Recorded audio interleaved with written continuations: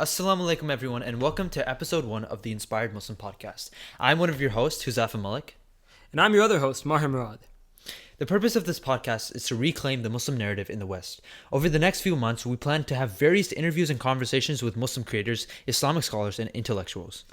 Today, we will be sharing 3 stories on how and why we started this podcast and our media company, the iMuslimai. Okay, so for those who don't know the iMuslimai yet, it is a media company that leverages short and long form content to connect with the next generation of Muslims. So far, we have over 200,000 followers across our Instagram and our TikTok, and it was created by me, Maher, and 3 of our other Muslim friends. So without waiting any longer, let's tell our story. Before we begin anything, we should set the scene, right? How did the iMuslimai start, right? Where do we begin? And I think we began with the app. So if you want Yes, that is true. So it's crazy to think about now when we have like 200,000 followers and like videos and short films later that it all actually came through with this app, which we're still developing, by the way. What are we on, like month 6 now? Yeah, and you want to talk about like what was that app about? Like, all right, yeah, I would love to. So a bit before the app, let's talk about that little backstory, right? We did a Quran class every weekend, Saturday and Sunday, 1 hour every weekend, where we would read the Quran in English. And while that might surprise some, for us it was a huge deal because we had never actually read the Quran with meaning. And what we realized through this process is that not many other people were doing this, right? Like we were actually going through and understanding the Quran verse by verse, line by line, getting the information behind it, and actually taking practical advice from the Quran. And I think that might be the saddest reality of the state of the Ummah right now, where it's like, I'll be sitting at table sometimes and I'm like, it just has a curiosity question, like who here on this table has read the Quran, right? And we'll all raise our hands. And then it's like, who's read it with meaning? And like all those hands go down. Yeah. And then I'm like, well, how many of us truly understand Arabic? And it's none of us, right? Like I'm a Desi Muslim, you're a Desi Muslim. We read Arabic, we don't understand it. Exactly. Right? And Allah subhanahu wa ta'ala says he sent the Quran down for us specifically, right? Yeah. So how can we be 19, 20 years old and not know what it says? Exactly. Like there's a lot of importance in reading the Arabic version of the Quran, 100%. correct? But there's also a lot of advice can be taken from the English translation too. Exactly. Like actually, or whatever language that you speak, understanding the Quran is extremely important. And that brought us to our app where it was like, look, man, there's a clear disconnect between our ummah, our generation, and our Quran, our holy book, right? Exactly. And so we're like, well, how do we fix this? How do we bridge this gap? And that's where we got the idea where it was like, look, man, if we can figure out a way to give one verse a day, one verse, that's it, just one verse a day, and you read that one verse, over 1 year, you will have read at least a verse of the Quran every day. You will have built a relationship that gives you the Arabic and the English. Okay, so then taking that, like that idea of helping people establish a relationship with the Quran, like, do you remember what we did with that? Like, I do. I think that was one of my like most favorite weeks of my life because for sure. what we did is we reached out to our community. We reached out to friends and family and said, "Hey, look, we want to do this, but we don't want to do it alone. Yeah. If we're doing it for the community, let's make it a community effort." Exactly. And it was at the time, it was during the month of Ramadan. So we wanted to do something to receive as much barakah as possible.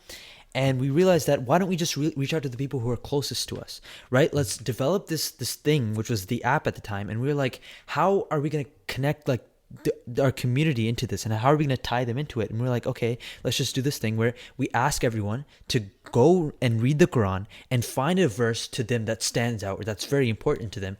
And I think that was the most genius part of it, where we could have gone through and found 365 verses of our own. Yeah. But asking our friends and family, what that did was there was a lot of people in there who had never opened the Quran in their life, Arabic or English. Yes. A lot of people who were just getting out of hard times, relationships, bad habits.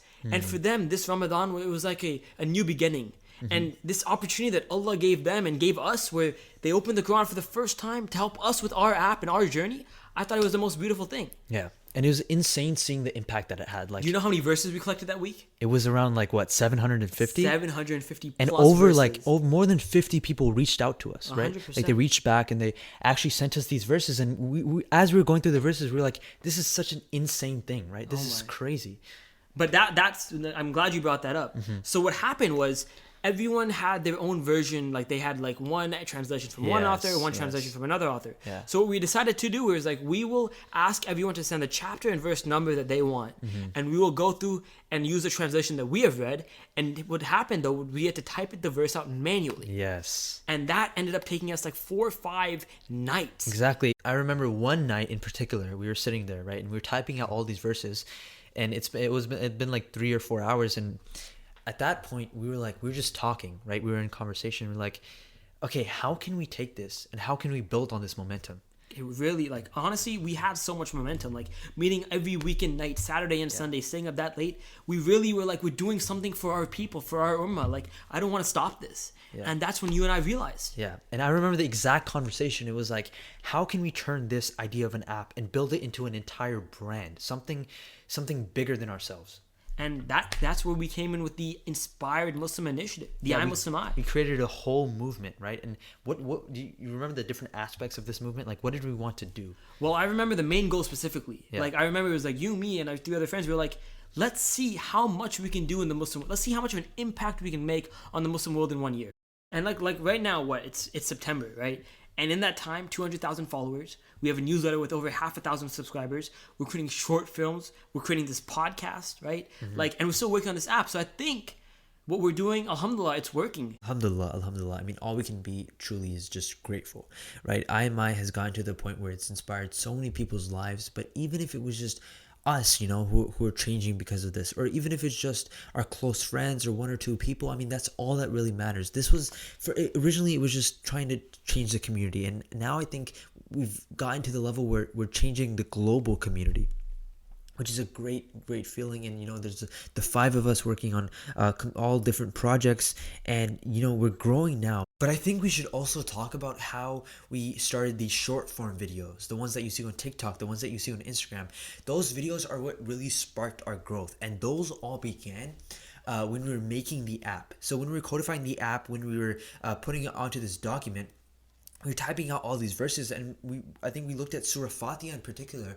We were like, look at this surah. 17 times every day Muslims recite this, right? It's a source of guidance. It's the opening of the Quran. It's a very impactful verse. So what if we take this and turn it into like a 30-second video just explaining the meaning? Because so many people don't know the meaning of Surah Fatiha even, and they recite this all the time in their prayer. So what if we take this and we put it out into the world so that people can learn? And the impact that had was insane. It was crazy for us, but I mean, before that, do you remember, like right now, we can edit a video in like 10 minutes. Yeah. But for that video, it took us like 6 hours. 6 hours. We were sitting there, and because it was new to us. Like, we didn't know how to do any of this. And I'm not even talking about editing time. That took me and Hadi like another 2 weeks. Because we had to learn a whole new software. Exactly. But I mean, the lighting, trying to figure out like how the audio works, figuring out the setup. Yeah. It was amazing. It was a lot of fun, but it was a new journey for us. And do you remember though that we really came full circle with this, where we're now telling stories to the world. Yeah. And we started doing that at when we were 5 and 6, when we would make those small little short films for I our think parents. If you really think about it, I think that's where we found our inspiration from. So we used to when we were younger, we had iPads, right? And we used to get together, we used to make videos. And I think we took a lot of inspiration from that. We were like, these videos we made were entertaining and we love to watch them. So we love to make them. We love to make them. So it was a passion for us. Making these videos is what we always wanted to do, right? Yeah, I mean, I feel like we've been storytellers our whole lives, right? And so now that we can tell this story to not you, me, or my family, but like to people living in India, Pakistan, Saudi Arabia, right? Yeah. And it just was amazing to see that connection. So I remember we filmed Surah Fatiha's episode back in May, and we decided we're going to launch the I Muslim I on June 1st. And so after learning how to edit and everything, it was a fun process, a learning curve. On 8 p.m. on June 1st, I was like, it's time to post. And so I remember posting that video and then throwing my phone away. I didn't know what to expect. I didn't want to look at the views. Yeah. In my wildest imaginations, I was like, maybe 2,000-3,000 people see this video. And so what happened after that, I think to this day, is the most crazy IMI story there is. Oh, yeah. Right? Like 8 p.m., I put my phone away. I remember waking up the next day at 6 a.m., looking at my phone, 10,000 views. Yeah. Crazy. Yes. Absolutely insane for me.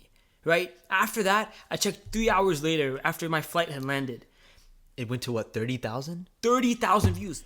So that video went viral, right? Right now it has a couple 100,000 views. And I think that video changed everything for us, where we realized that, like, look, this works. What we're doing, we realized we were onto something, right?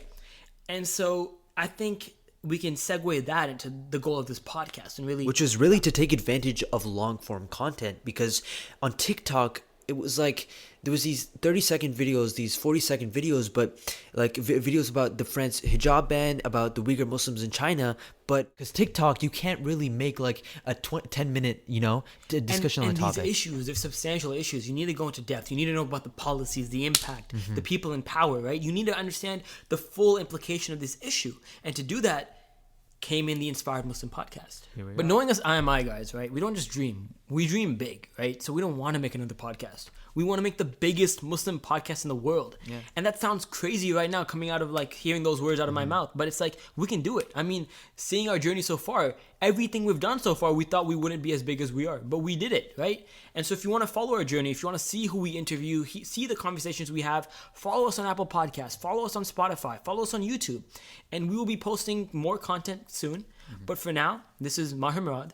This is Zafar Malik. And we are the founders of the I Muslim Eye. Thank you for listening.